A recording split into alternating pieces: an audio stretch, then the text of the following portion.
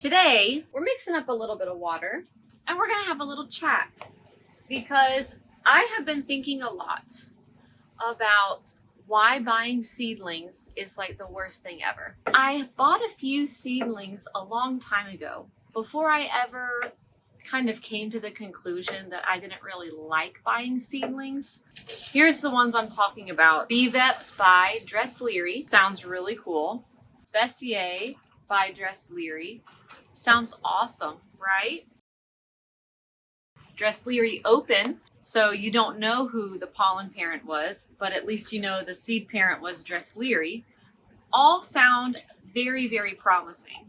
And although I didn't buy seedlings often, mostly because I wasn't really good at growing seedlings, I bought those three.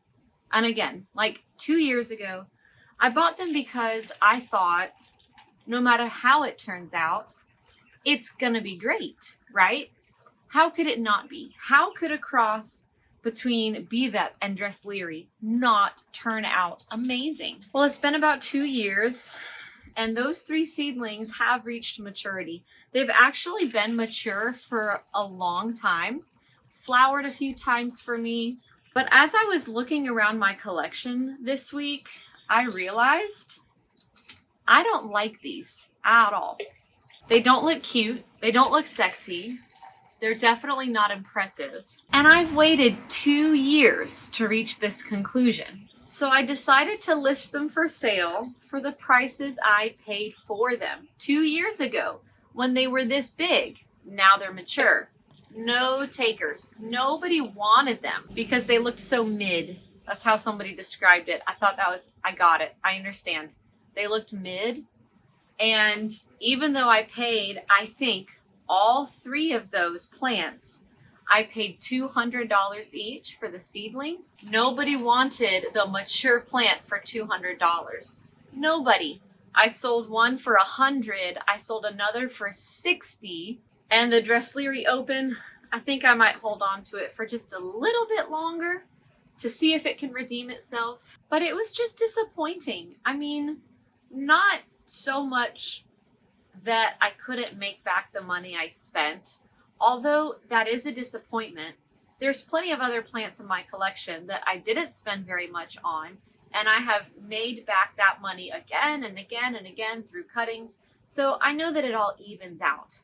These particular ones, it was more of a disappointment of like, I waited on you. I had faith when I read those parent names. When I saw who made the cross, I thought, this is going to be awesome. Yes, this is going to turn out great. And I purchased them. And it's been 2 or maybe even more years of taking care of them, meeting their requirements, just waiting for that reward of finally, here's my stunning plant. And they are so unimpressive that I don't want them and nobody else does either. And I put this thought out on my Instagram this week and so many of you guys chimed in with agreement because you've been there too and maybe you bought way more seedlings than I did. I think the average anthurium collector, when you start out your collection, you go crazy buying seedlings and hybrids because usually they're cheap, they're small, so they don't take up much space. And you can knock things off of your wish list by buying a hybrid of it. And you've got every reason to believe this is going to be a fire plant. And just like I did, you give it all the love and care it needs for 2 to 3 years and end up not liking it at all. So many people felt this way. I was really blown away by how many comments and replies I got when I posted these thoughts to my story. Someone went so far as to say that these big name breeders and hybridizers, that it was all a scam and that they were just making money off of us. And I don't know, I do have to disagree with that. I don't think I was scammed. When I bought my Bessier by Dress Leary, I got Bessier by Dress Leary. I got exactly what was advertised and it's exactly what I wanted. Growers and breeders don't know how seedlings are going to turn out. It's not like they've been selling us plants that they knew would be lame. I just think awareness needs to be spread, especially if you watching today are just starting to get into the anthurium hobby. I'm not telling you don't buy seedlings. I'm not saying that at all. I myself have some seedlings I'm trying to sell. So I'm not saying don't buy seedlings. I just think there needs to be so much more education and awareness on the fact that you really don't know how your seedling is going to turn out. Even with amazing parents, if you take two amazing, beautiful anthurium and you cross them and they yield 200 seedlings, there is no way that all 200 are going to look amazing.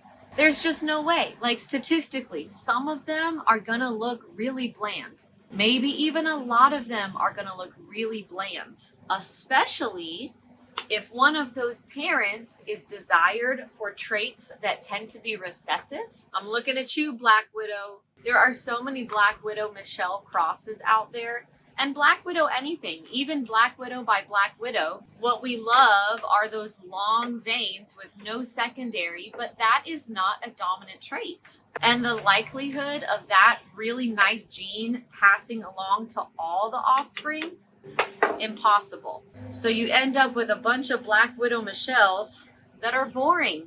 Now, sometimes you get lucky, and there's no way to know who's going to get lucky and who's not. But some of those seedlings will turn out amazing. And whoever bought them at that cheaper price for a smaller seedling, they win, okay?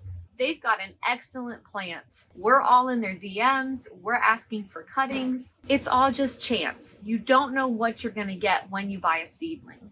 I'm not saying stop buying seedlings. I'm saying be aware and expect a disappointment, because that's what's going to happen more often than getting something that is completely impressive and just blows you away. When you buy seedlings, I would take these things into consideration. If the seedling you want to buy is a hybrid, I would not buy anything smaller than this, okay? I would still consider this to be a seedling, but it's mature enough that now I kind of can know what to expect. Anything smaller than this, whether it be a germinated seed, one-leaf seedling, two-leaf seedling, or any small plant that's like about smaller than this size, if it's a hybrid, don't get it yet.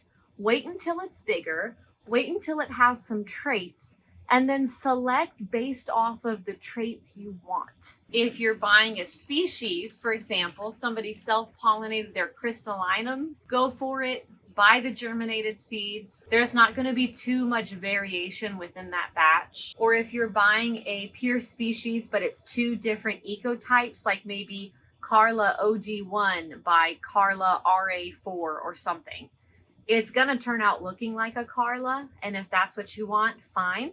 Buy it cheap, buy it small. Unless you're like me and you're extremely picky, just wait for it to get big enough to show some traits. So what do you do if you've got a bunch of plants you've grown from seed and you don't like them anymore? Honestly, guys, I say get rid of them. Sell them, give them away. I know it can be really hard to hold on, especially when you've spent money, whether it was cheap or expensive. You've spent money, you've given it time, you've given it love. You don't want to let it go. But seriously, if you don't even like it, why are you growing it? Even if that means you sell it at a loss, at least you've got some money back. Buy something you like better. I'm going to be doing a lot of revamping my collection this year. I know a lot of what you see behind me, they're really nice plants. I get it. I know. There's been a lot of curation involved over the past couple of years, but there's a handful of things I'm still holding on to because I thought they were going to turn out great, and they haven't. So even though I may have marked it off the wish list 2 years ago, I'm putting it back on because when I thought I was acquiring what I wanted, I was wrong. Didn't turn out to be what I wanted. It's going back on the wish list. And when I look again, I'm going to be so specific with what I'm looking for. I'm going to opt for cuttings over seedlings, or hey, even if it's a seedling, I want it to be mature enough that I can see the traits I'm getting. As far as my own hybrids and seed batches, which I don't have many. I've only ever made one hybrid that I sold The other hybrid I've ever made before, I showed you in my last video, an updates video. And then I have a third batch. That's it. With my hybrids and seedling batches, I'm gonna go about sales a lot differently than I think most people do. I'm gonna keep all of them until they're mature enough so that I can see some traits. And I'm gonna keep the ones I like, and the ones I don't like, I'm gonna sell for awful cheap. If I don't like it, I'll sell it for cheap. If you like it, hey, congratulations, take it. And I'm gonna continue to be picky when I collect. We've talked about this before when I shared my wish list with you. If you've been in the hobby for more than 6 months, at the rate the hobby has grown, it feels like you've already seen it all. You know what's out there, you know what you like, you know what you don't like. And I think we've all just reached the point where we have to ask ourselves, why am I gonna bother with something I don't like? I think more people are gonna be going for something that's unique and that stands out in their collection, as opposed to approaching the hobby with a gotta have them all kind of attitude. I know that's how I feel. I used to have things on my wish list just because I thought it looked nice, but just appreciating something and actually wanting to own it and grow it is not the same thing. Wow guys, all of my plants are so underwatered right now. So I'm gonna leave you with these thoughts, and I'm gonna get to taking care of everything. I'm sure that there are those of you in the comments who agree with some of the things we've talked about today. Please share your thoughts with us. It's wild to me how much the hobby has changed just in the past 5 years, and how much we as growers have changed. If we're gonna continue to move forward with collecting beautiful plants, I think we're gonna have to continue making adjustments to our buying and selling practices. I'm not suggesting we stop buying seedlings, and I'm not suggesting we stop making crosses. I just think that both expectations and prices of those crosses and seedlings need to be lowered a little bit. I think growers should be holding more back if they're able to, and maybe not selling things until you know what they're gonna look like, and maybe not selling things so early so that naive buyers like me get to see what we're paying for. But at the same time, I think that we buyers need to be a little bit less naive. If you're paying a lot of money for a plant, you should know what you're getting. If you don't know what you're getting, you shouldn't be paying a lot of money. In case you've missed it, I've made a whole video about the difference between seedlings and cuttings when it comes to anthurium. So I'll go ahead and link that up here. You should check it out, especially if you're new to the anthurium world. Don't get me wrong, many of my plants are only just now reaching mature enough for me to have some fun with hybridization and creating special crosses. And by no means am I saying that I'm not going to, just because buying seedlings can be frustrating. I'm just changing my practices. So don't come at me if you see me talking about my next new hybrid, because it's still so exciting. It really is very exciting when you're on the other end making them. And if seedling size anthurium are all you can afford, I'm not shaming you. I'm not telling you don't bother. Go for it. Because if you put your heart and soul into the plant, you may just fall in love with it no matter how it looks. So thank you guys for coming to my little chat, and I'd love to hear what you think. I'll see you next time. Bye.